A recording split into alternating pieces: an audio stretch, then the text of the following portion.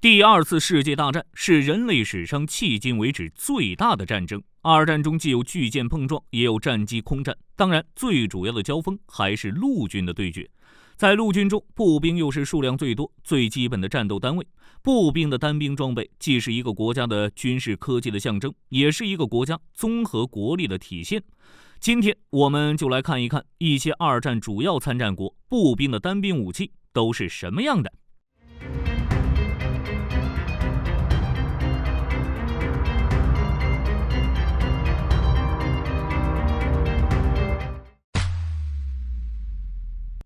我们首先来看德国的单兵武器。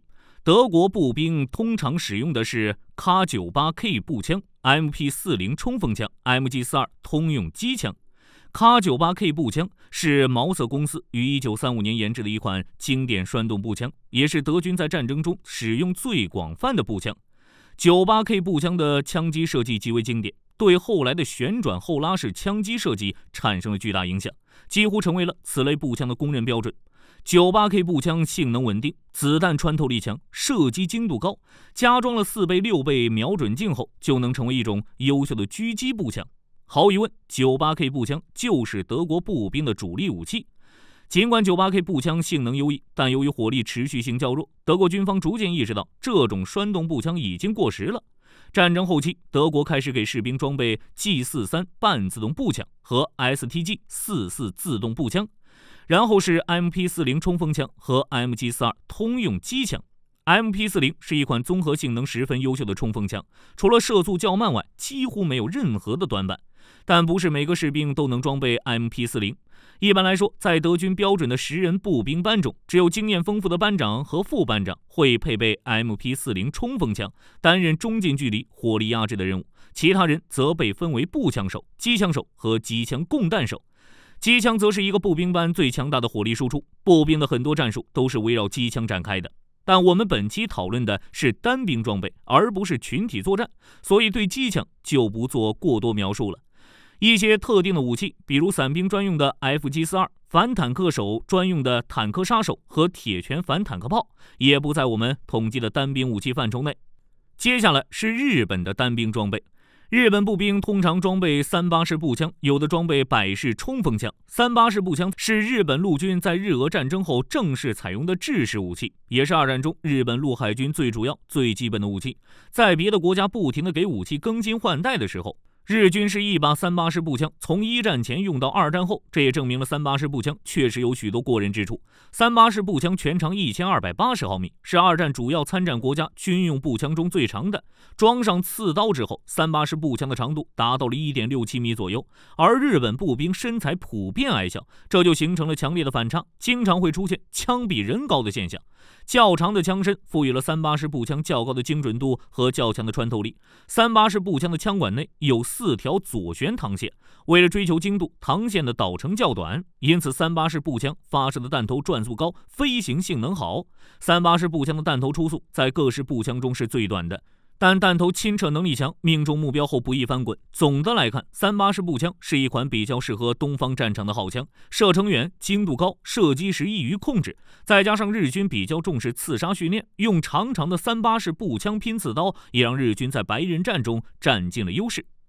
然后是意大利的单兵装备。意大利陆军的制式枪械有卡尔卡诺 M1891 型步枪、贝雷塔 M1938A 型冲锋枪。卡尔卡诺 M1891 步枪在一战时期就算意大利军队的主要武器，在二战中意大利军队继续采用这种步枪，并衍生出了骑兵步枪型、卡宾枪型和狙击步枪型。M1891 步枪的枪机部分借鉴了德国毛瑟 M1898 步枪的特点，采用了前端双闭锁卡榫设计，增强了整体的性能。虽然火力比不过盟军的一些半自动步枪，但卡尔卡诺 M1891 步枪也算是意大利最优秀的步枪了。经历了2次世界大战的考验， M1891 以其结构坚固和稳定的特点，赢得了不少士兵的喜爱。意大利是冲锋枪的发源地。20世纪30年代，贝雷塔公司设计出了贝雷塔 M1938 冲锋枪，经过实验后，又推出了改进型贝雷塔 M1938A。这把冲锋枪没有采用传统快慢机来控制单连发，而是使用了少见的双扳机。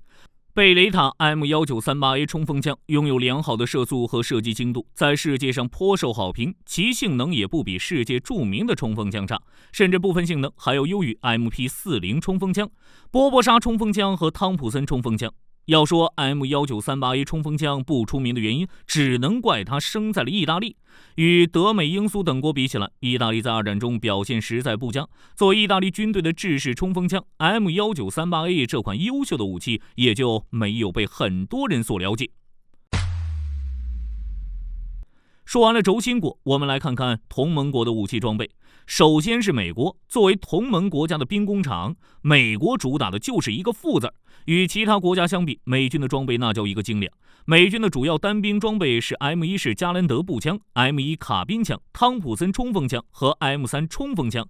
M1 步枪是一款经典的半自动步枪，半自动步枪无需像栓动步枪那样打一枪拉一次枪栓，而是利用子弹激发后部分火药气体后坐力进行退弹壳，子弹自动装填上膛。所以与栓动步枪相比，半自动步枪的持续火力十分强大。M1 步枪可靠性高，射击精度高，耐用易清洁，可以连续射击，对敌人形成火力压制，被公认为是二战中最好的步枪。M1 步枪是第二次世界大战和后来朝鲜战争中美国军队的主要步兵武器，几乎所有的士兵都希望装备 M1 步枪，且从未提出过进一步改进的要求。汤普森冲锋枪是美国于一战后生产的一款经典冲锋枪，常见于各种影视剧和黑帮电影中。汤普森冲锋枪射速快，子弹杀伤力大，但同时也有重量大、枪身长、子弹出速低的缺点。当然，汤普森最大的缺点还是贵。在当时，一把汤普森的价钱就能买到半辆福特小汽车。即使是豪气的美军，大量生产汤普森冲锋枪也很有压力。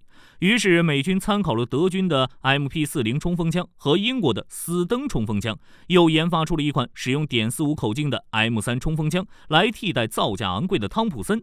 M3 冲锋枪又名注油枪或者黄油枪，因为它的外形酷似替汽车打润滑油的枪。M3 冲锋枪的机匣由冲压成型的左右各半个机匣焊接成一体成型，扳机、足铁等零件也都是冲压件。冲压件的好处很明显，相比于切削技术制造的汤姆逊冲锋枪， M3 冲锋枪和斯登冲锋枪一样，造价便宜，十分亲民，且利于大量生产。